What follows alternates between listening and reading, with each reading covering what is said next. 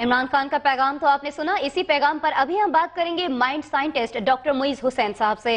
Doctor साहब, सबसे पहले तो बहुत शुक्रिया समा को वक्त देने के लिए। आपने भी यकीनन इमरान खान का ये पैगाम देखा होगा। ऐसी हालत में जबकि वो जख्मी भी थे, इस तरह का जज्बाती पैगाम किस तरह से देखते हैं आप इसे? बिस्मिल्लाहिर्रहमानिर्रहीम जी, तमाम कौम जो है उस वक्त फिक्रमंद है और मेरे ख्याल में हर बाशऊर इंसान को और आला किरदार इंसान को इमरान खान की सेहत के लिए दुआ करनी चाहिए। दूसरी जो चीज मुझे बड़ी हैरत अंगेज लगी, मैंने अपनी जिंदगी में बहुत कम देखी है, कि बाज दफा इंसान की बॉडी लैंग्वेज और होती है और वो जो तकलीफ या कर्ब से गुजरता है वो उसकी बॉडी लैंग्वेज उसकी नुमाइंदगी नहीं करती। नॉर्मली जब आदमी टेंस या स्ट्रेस में होता है तो उसकी बॉडी लैंग्वेज से पता चलता है। इमरान खान बिस्तर पर है, मूवमेंट बॉडी में बिल्कुल नहीं है सिवाय उनके दाने हाथ के।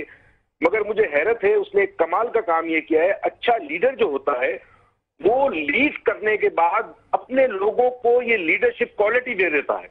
तो इमरान खान ने अब इस जमात को लीड करने की जिम्मेदारी हर उस पाकिस्तानी को दे दी है कि जो इसके मंशूर और इसके विजन को मानता है और जो इसके साथ चलना चाहता है।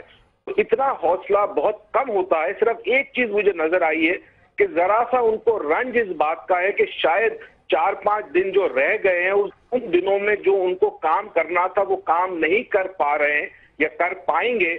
मगर इतना हौसला शायद एक खिलाड़ी या एक सिपहसालार में होता है जो गिरने के बाद भी अपनी तलवार को हाथ में रखता है और जंग को जारी रखता है आखिरी सांस तक। अच्छा डॉक्टर साहब, आपने कहा कि उन्होंने मुल्क की तकदीर बदलने का जो फैसला है वो अवाम पर छोड़ दिया है, अवाम पर इसकी जिम्मेदारी डाल दी है, लेकिन आप क्या समझते हैं कि लोगों को किस हद तक मुतासिर कर सकेगा ये पैगाम उनका?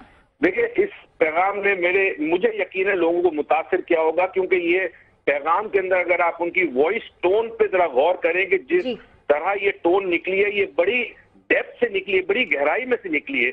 यानी अब इमरान खान ये चाह रहा है कि अगर मैंने 17 साल जिद्दोजहद की तो अब जिन लोगों ने मेरा साथ दिया मुझे मानते हैं, अब उनको ये कारवां आगे लेकर चलना होगा। अच्छा, अवाम को उन्होंने सौंप दी सारी जिम्मेदारी तकदीर बदलने की, लेकिन आप ही कहते हैं कि उनकी आवाज से ये दिखाई नहीं देता कि किसी तरह से उनका अज़्म, उनका हौसला कम हुआ हो। उनकी आवाज से ये भी नहीं पता, अगर आप उनकी ये तस्वीर ना दिखाते और सिर्फ आवाज सुनाते तो ये ना लगता कि वो इतने शदीद जख्मी है। ये हो सकता है कि आवाज से ये लगता कि ये शख्स थका हुआ है, मगर इतनी जख्मी हालत में किसी शख्स का बोलना ये नियरली नामुमकिन है। मैंने अपनी जिंदगी में बहुत कम देखा है। ठीक है, बहुत शुक्रिया डॉक्टर मुईज हुसैन साहब।